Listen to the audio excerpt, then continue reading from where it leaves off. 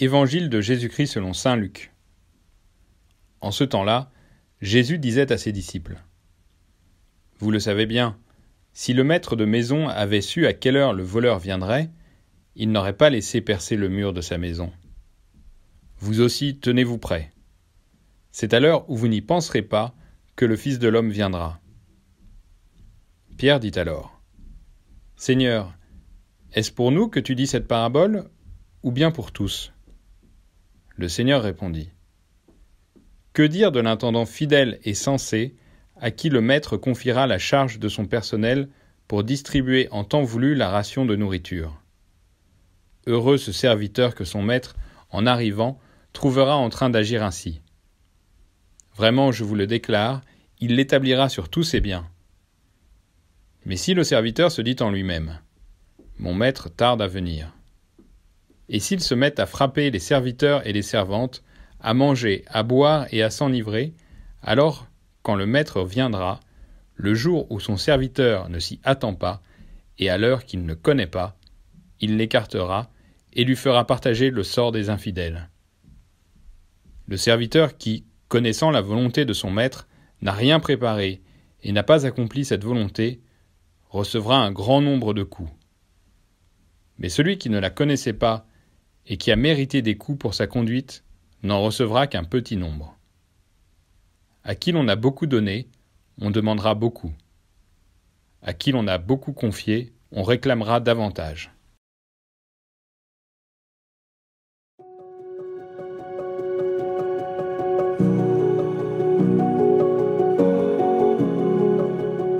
Le serviteur que Jésus donne en exemple aujourd'hui a deux qualités. Il est fidèle et sensé. La fidélité indique qu'il met tout en œuvre pour entrer dans le projet de son maître. Il cherche à connaître ses désirs et à y répondre. Il veut être prêt à tout moment. Au fond, le serviteur fidèle voudrait tellement bien connaître son maître qu'il connaîtrait les consignes de son maître avant même que celui-ci ne les formule.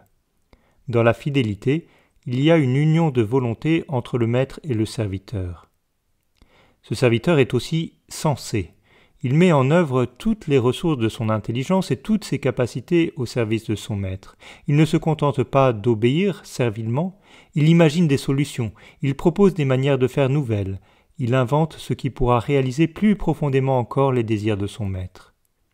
Accueillons pour nous-mêmes aujourd'hui cette double invitation à être des serviteurs fidèles et sensés.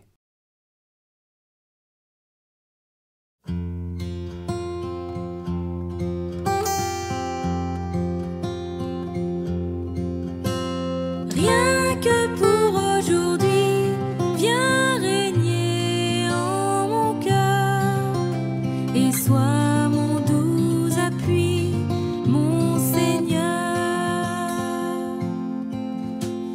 Ma vie n'est qu'un instant qui m'échappe et qui fuit pour t'aimer sur la terre.